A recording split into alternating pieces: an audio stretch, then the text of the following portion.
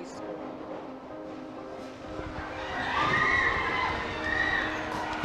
Welcome to Young Black Lives Honored. Be sure to subscribe and give this video a thumbs up. Don't forget to leave a respectful comment below. Allegheny dispatchers received a call for emergency personnel to respond to the 300 block of Cedar Avenue at around 10:08 p.m. on October 15, 2022. Upon arrival, 2 women were found in a bus shelter near the busy intersection of Cedar Avenue and East Ohio Street, and a man was found in a nearby park. It was reported that at least 20 rounds had been discharged. The Allegheny County Medical Examiner identified the victims as 20-year-old John Hernezes, 33-year-old Jacqueline Mahalik, and 59-year-old Betty Avery. Betty was pronounced at the scene, unfortunately. Hernezes and Mahalik were rushed just a block away to Allegheny General Hospital, where less than an hour after their arrival, they were both pronounced. The 4th individual, who has not been identified, was wounded in the leg and took himself to the hospital, where he was listed in stable condition. The night following the incident, friends of Betty met on the corner where she had lost her life.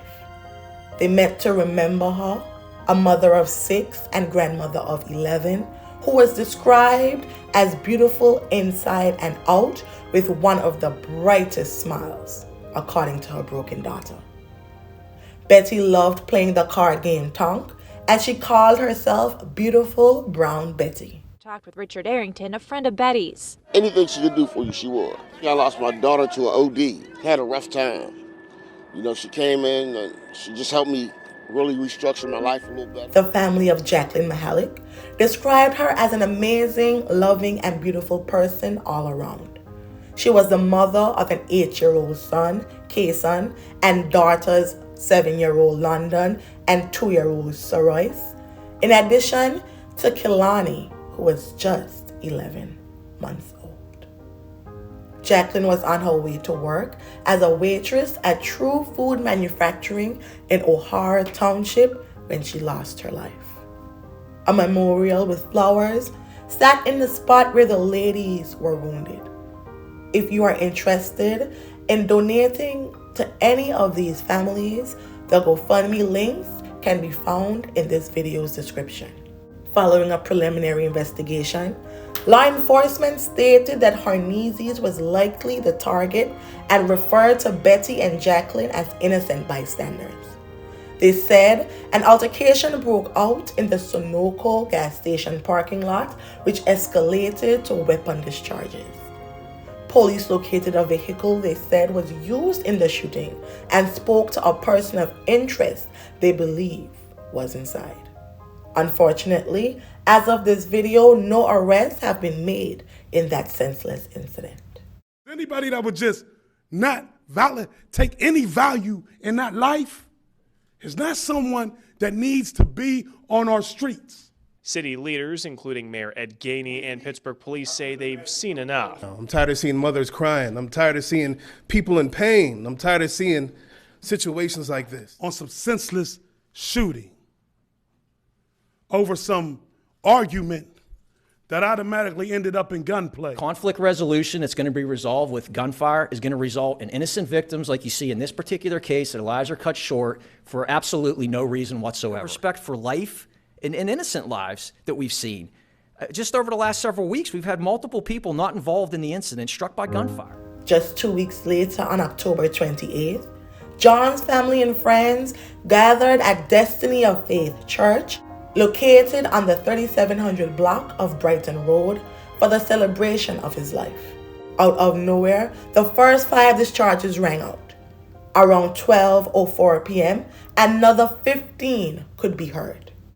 John's love for basketball began at the Pittsburgh Project, Urban Impact, Allegheny Elementary School, Allegheny Middle School, and Alderdice High School.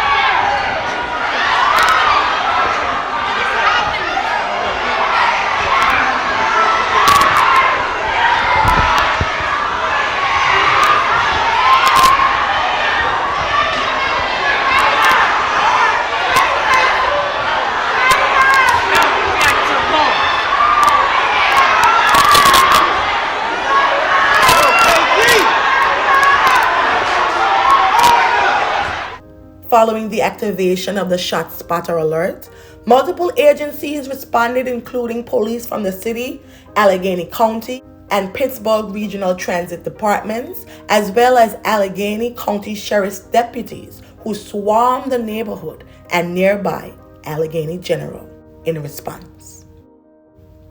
It was determined that 5 people were wounded as a result of a firearm and 1 person was injured while trying to escape the scene. Police said it was a targeted incident and that there were multiple assailants. 3 of the victims transported themselves to local hospitals, while emergency personnel transported the other 3 who were injured. Just before 3 p.m., Pittsburgh police officers were seen carrying the casket out of the church.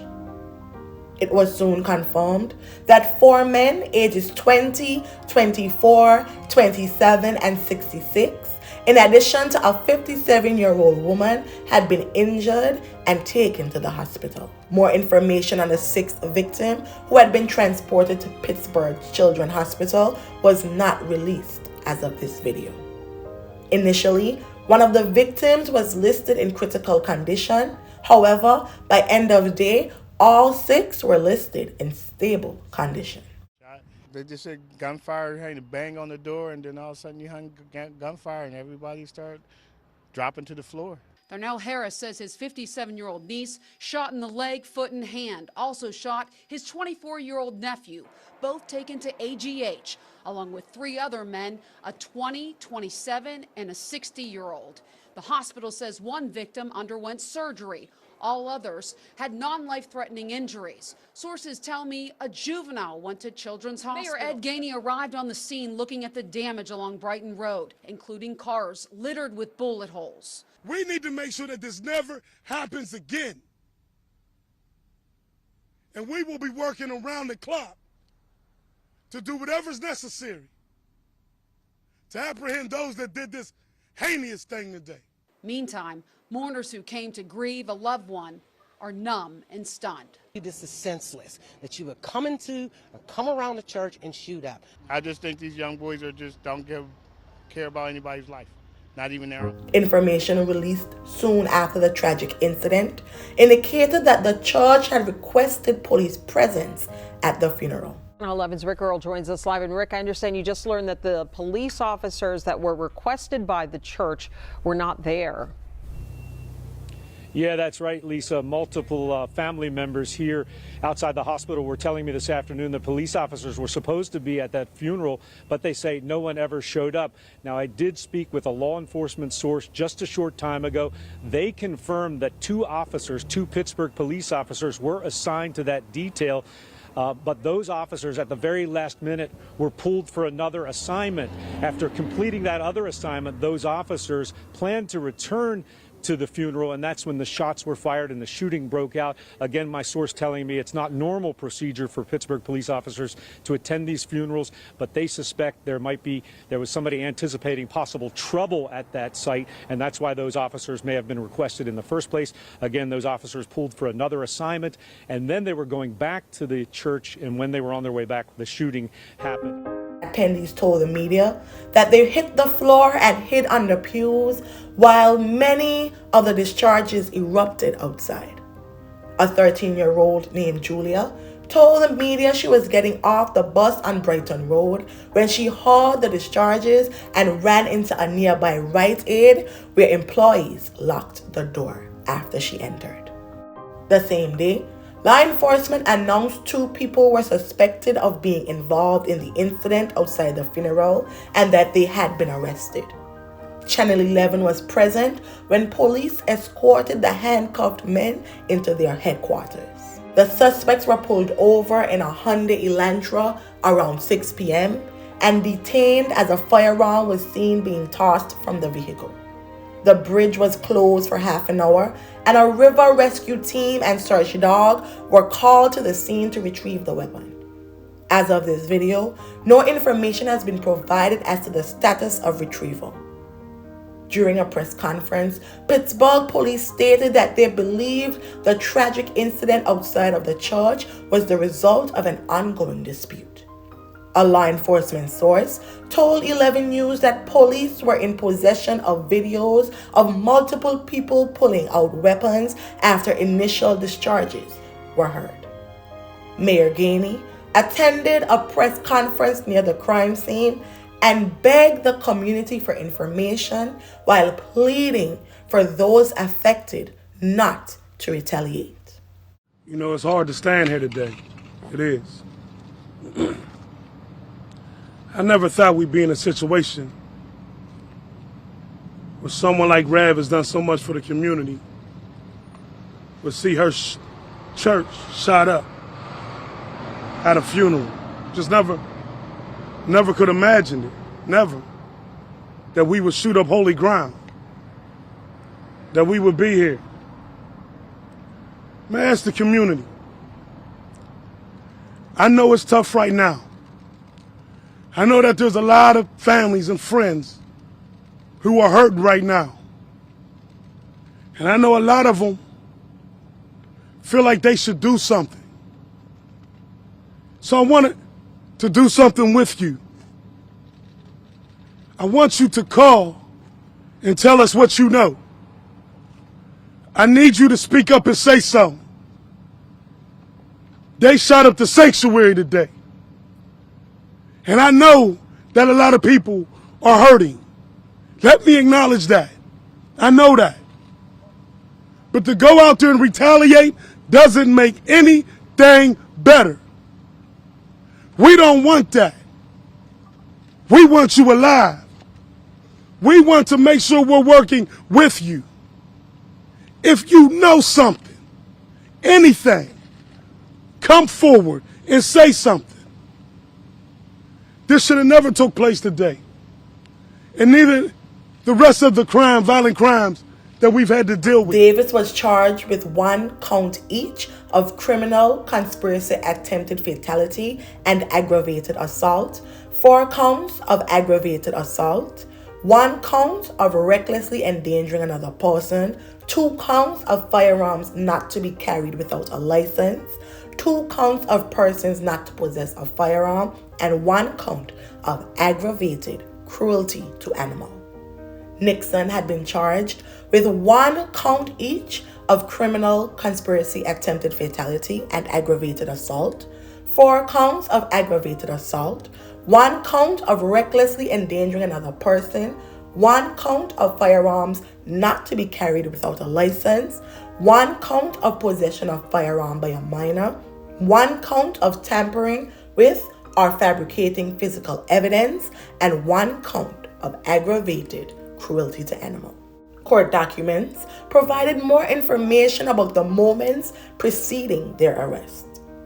2 males holding weapons with extended magazines were seen on surveillance footage approaching the church on Benton Avenue.